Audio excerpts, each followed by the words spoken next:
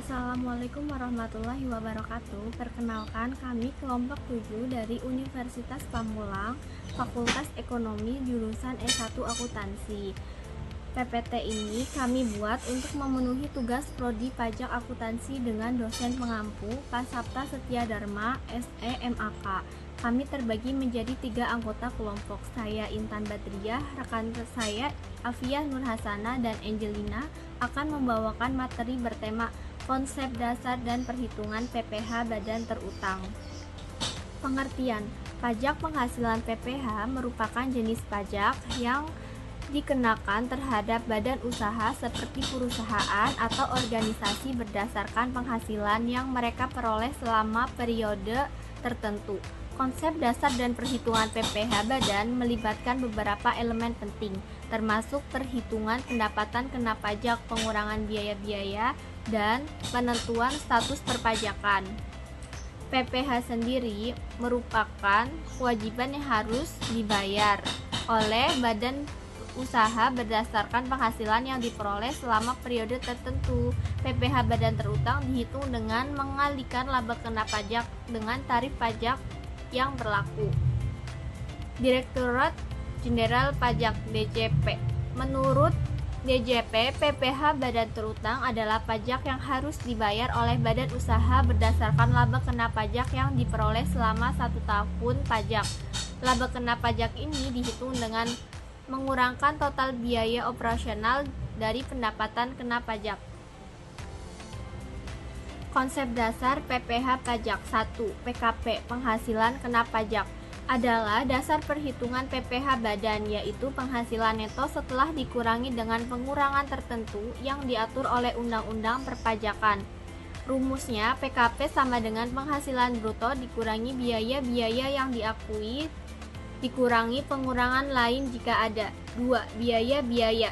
Biaya yang diakui untuk mengurangi penghasilan bruto adalah biaya yang secara langsung atau tidak langsung berkaitan dengan kegiatan usaha, seperti biaya operasional, biaya penyusutan dan amortisasi, biaya bunga atas utang yang sah.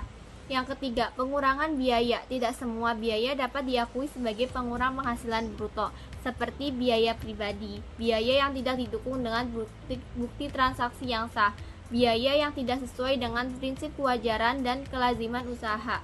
4. Status perpajakan. Status perpajakan mencakup kepatuhan badan usaha terhadap kewajiban berpajakan seperti terdaftar sebagai wajib pajak atau memiliki NPWP, menyampaikan surat pemberitahuan SPT tahunan secara tepat waktu, dan membayar PPh sesuai tarif PPh badan di Indonesia. Saya akan juga menyampaikan materi langkah-langkah dalam mengetahui PKP bagi WP badan. Yang pertama, mengumpulkan laporan keuangan. Yang kedua, menentukan pendapat kena pajak atau PKP. Yang ketiga, menghitung laba kena pajak. Yang keempat, menentukan tarif pajak. Dan yang terakhir, menghitung PPh badan.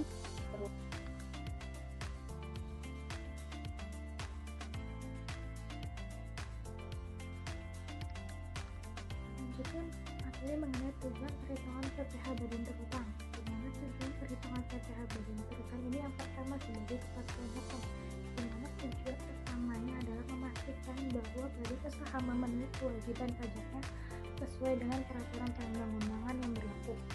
Kepatuhan ini penting untuk menghindari sanksi atau denda yang mungkin dikenakan oleh otoritas pajak. Yang kedua, sebagai perhitungan liabilitas, di mana perhitungan ini membantu menentukan jumlah liabilitas pajak yang harus dibayar oleh badan usaha. Hal ini penting untuk mengelola keuangan dan perencanaan anggaran di masa depan. Untuk yang ketiga, tujuannya adalah sebagai perencanaan keuangan, di mana dengan mengetahui jumlah PPh badan terutang, badan usaha dapat merencanakan anggaran dengan lebih baik. Ini termasuk alokasi dana untuk melakukan pembayaran pajak dan pengelolaan arus kas secara efektif. Lalu yang keempat, sebagai pengelolaan risiko, di mana memahami kewajiban bayar pajak membantu badan usaha dalam mengelola risiko keuangan seperti kemampuan untuk membayar, membeli pinjaman atau investasi jangka panjang. Lalu yang kelima, transparansi keuangan, di mana perhitungan yang akurat meningkatkan transparansi dalam laporan keuangan badan usaha yang dapat digunakan oleh pemangku kepentingan seperti investor, kreditur, bahkan pemerintah. Lalu yang keenam sebagai kepemilikan dan pengawasan, di mana pemerintah menggunakan data ini untuk memantau kepatuhan perusahaan terhadap kewajiban pajak dan memastikan bahwa pendapatan publik dikumpulkan secara efektif. Lalu yang terakhir sebagai pembayaran pajak tepat waktu. Dengan mengetahui jumlah pajak yang harus dibayar, badan usaha dapat mengatur jadwal pembayaran pajak dengan lebih efisien, sehingga menghindari penundaan atau pembayaran yang terlambat. Lalu kesimpulan dari materi yang kami sampaikan adalah pajak penghasilan atau PPh badan adalah pajak yang dikenakan terhadap pendapatan yang diperoleh oleh badan usaha seperti perusahaan atau organisasi. Konsep dasar dari PPh badan melibatkan beberapa elemen penting seperti objek pajak, subjek pajak, dan tarif pajak. Untuk pajak penghasilan badan terutang sendiri merupakan kewajiban pajak yang harus dibayar oleh badan usaha berdasarkan penghasilan yang diperoleh selama periode tertentu. PPh badan terutang dihitung dengan mengalihkan laba kena pajak dengan tarif pajak yang berlaku.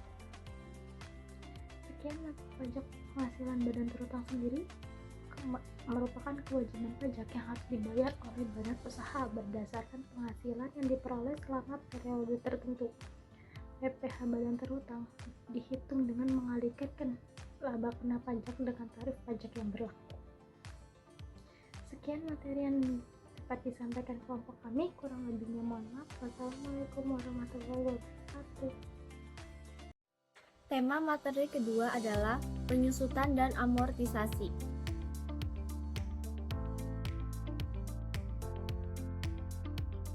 Penyusutan dan amortisasi adalah metode alokasi biaya perolehan aset tetap atau tidak berwujud selama masa manfaatnya untuk keperluan perpajakan. Konsep dasar: 1. Penyusutan, alokasi biaya untuk aset tetap berwujud, seperti bangunan, mesin, dan kendaraan. 2. Amortisasi, alokasi biaya untuk aset tidak berwujud, seperti hak paten, lisensi, hak cipta.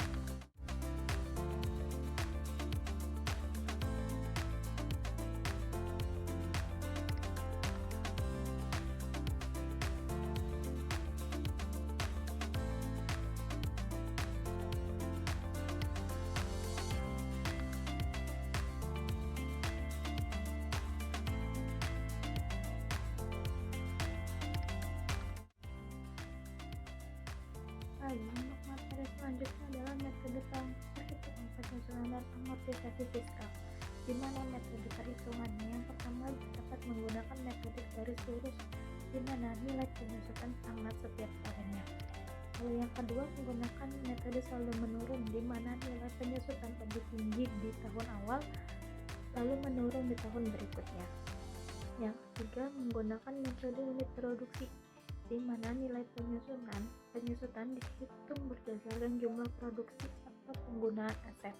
Selanjutnya saya akan menyampaikan materi contoh kasus penyusutan. Data yang pertama, perusahaan membeli mesin produksi senilai 100 juta, masa manfaatnya 5 tahun, nilai residunya 10 juta, metodenya garis lurus, penyelesaiannya biaya penyusutan per tahun 100 juta dikurang 100 juta per 5 sama dengan 18 juta. Biaya ini diakui setiap tahun selama 5 tahun dalam laporan pajak. Selanjutnya aset yang dapat disusutkan dan diamortisasikan. Yang pertama aset tetap dan berwujud seperti mesin, kendaraan, gedung, dan peralatan. Lalu untuk aset tidak berwujud seperti hak paten, lisensi, hak cipta, dan merek dagang. Lalu untuk aplikasi penyusutan dan amortisasi fiskal, yang pertama pengurangan penghasilan, yang kedua pengurangan kewajiban pajak, yang ketiga peningkatan likuiditas, dan yang terakhir pengambilan keputusan investasi.